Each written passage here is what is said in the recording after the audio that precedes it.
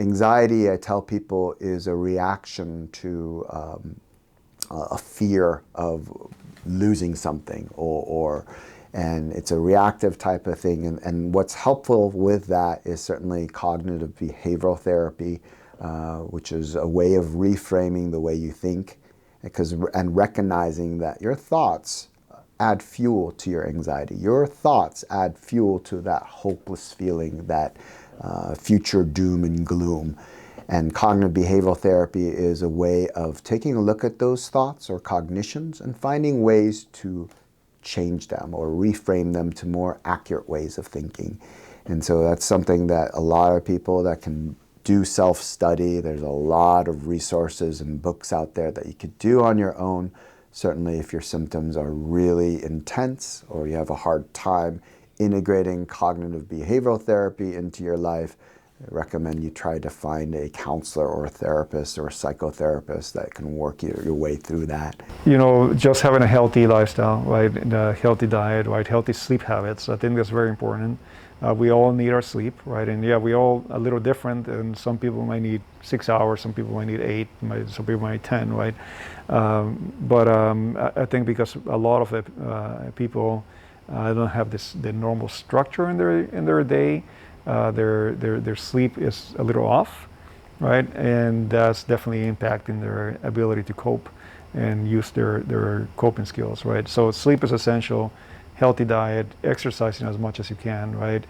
And a lot right now it's tricky because the gyms, you can't go to a gym and exercise, and being outside, right? Depending on how crowded it is where you are, you might not feel comfortable going out there and exercising, and for some people, if you go out biking or running, it's hard to do it with a mask on. So that may be a little hard, but doing it as much as you can while still keeping your safe distance. Other ways of coping that is a little bit more accessible and easier to see what it is like is things like yoga, exercise, meditation, or mindfulness-based practices.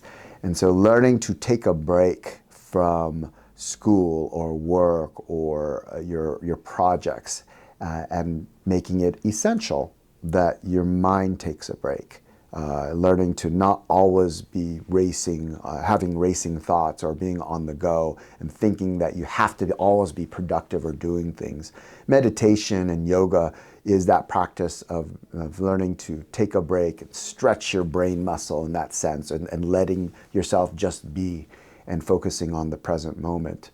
Most people can understand when they exercise that if they're exercising at a high rate or sprinting, you need to take a break because that's your body telling you, I need to take a break, get my oxygen back, and stretch or give your muscles a break. But we don't do that with our brains. We don't do that with our mental health, our limbic system when it's in hyperdrive. And I think that's what's added to the rise of depression and anxiety, that this culture of that we always have to be working and not doing the yoga, not doing the deep breathing and meditation. I think there's a lot of wisdom from the Eastern philosophies, Buddhism, where they really focus on mindfulness and meditation. And nowadays we know that that's not just religion or spirituality.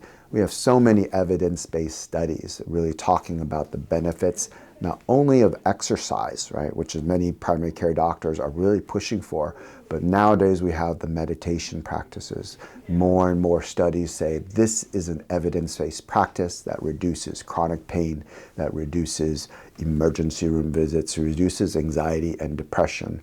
We all need social connections, right? Right now, people are able to connect a little more. They're able to see people a little more, but it's still not the same. So still trying to do as much as you can to keep those social connections with people.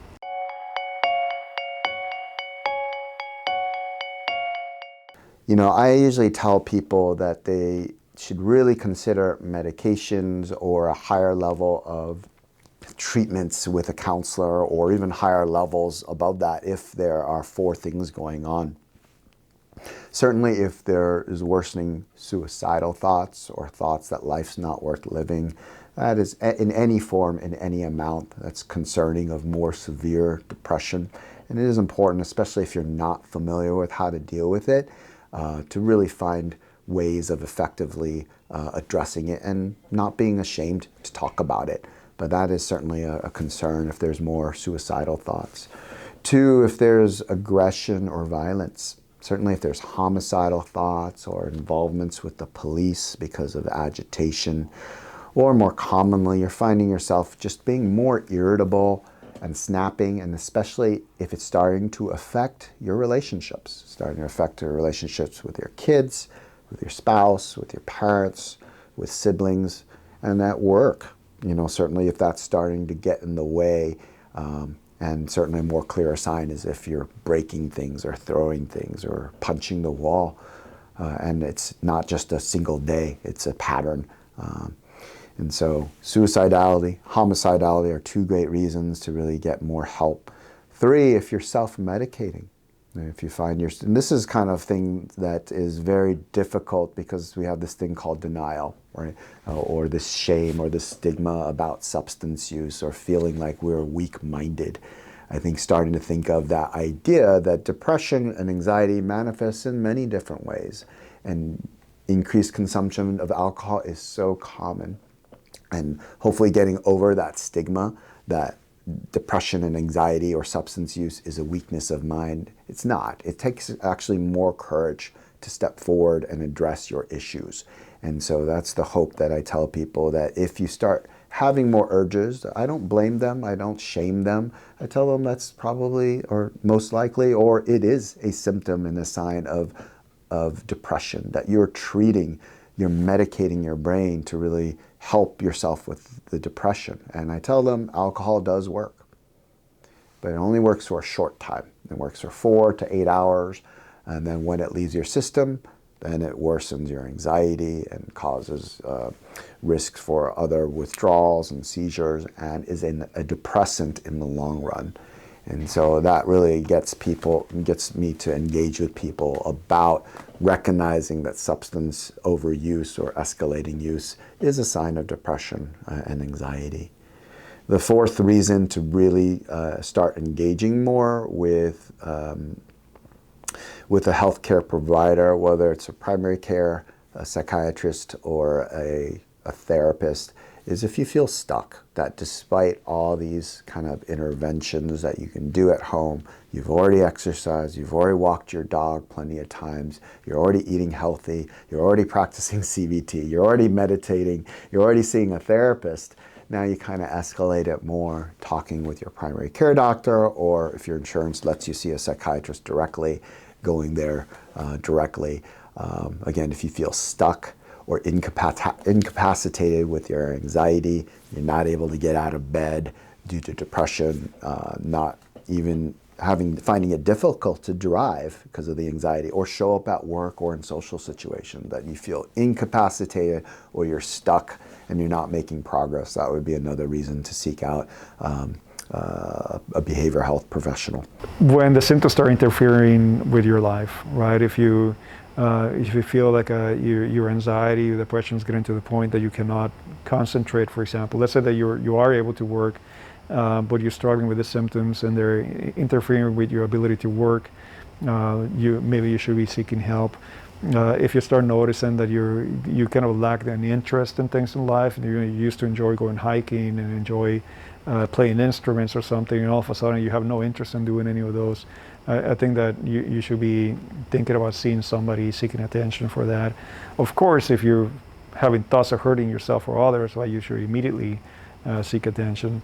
If you start noticing that you're isolating a little more, not necessarily because of COVID, but more because you don't feel like engaging in life anymore, you don't feel like engaging with people, then you should be seeking for help.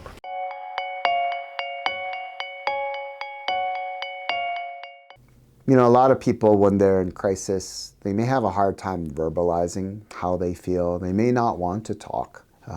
And so for the family members, I tell them, just being there, right? Again, this culture that we have sometimes says we have to be doing something or talking about our trauma or our symptoms or suicidal thoughts or the substance use. And I tell them, my patients' families, like, no, if they're not ready to talk about that, a powerful thing that you can say is like, well, you know, I talked with Dr. Tsai or whoever And they recommend that we just spend time together, that if you want to talk and you find that's helpful, I'm here. But you don't have to talk, right? Sometimes just going for a walk, walking the dog, playing a board game, exercising together, eating together, or just even sitting in the room together. Just being there, spending time. And the more often that you spend time and just know that, especially if everybody is dealing with the pandemic, now you're struggling with it together. Keeping an eye for any kind of changes in any of us, any of the people of our loved ones and friends, right? Knowing that even people who do not have a history of depression or anxiety are at risk of struggling with depression and anxiety. Everybody's at risk right now. So keeping an eye in everyone and noticing those kind of changes.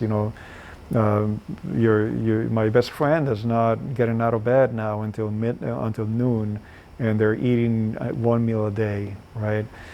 So that will be concerning, right? Pretty concerning to me. Or it gets to the point that this person they're not even brushing their teeth anymore. They're not even taking showers, maybe once a week, right? And that's not their normal.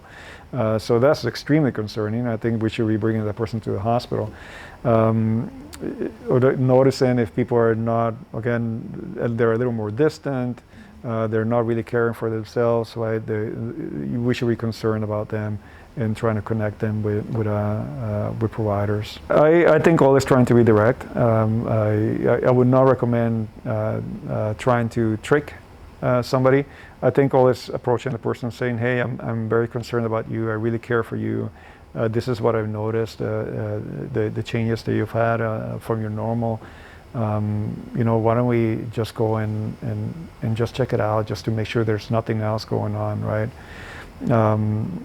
But I think being completely open with the people will be important. We're social animals, we're human beings, that we have that capacity to connect, to validate each other, right? And I think that's a message I try to tell people dealing with mental health, that many times our family's not able to do that, but if we can teach people to learn to validate our emotions, remove that stigma about these judgments that are basically 20 years old now, 30 years old, right? Doing that education that it's okay not to feel okay. There's great ad campaigns now by HBO and NAMI. If you haven't seen it, check it out. It's the It's Okay campaign. A lot of celebrities are talking about that it's okay to not feel your best during this pandemic, during this time of social unrest. And hopefully that gets people to overcome that stigma and talk about it and actually not feel judged. One great resource I've been telling people, not only is there the It's Okay campaign by HBO and NAMI. NAMI is the National Alliance of Mental Illness. So check that out too, NAMI.org. It's a great organization that provides a lot of outpatient or community support. But makeitokay.org. Makeitokay.org is another website that's focused on helping family members learn how to talk about mental illness.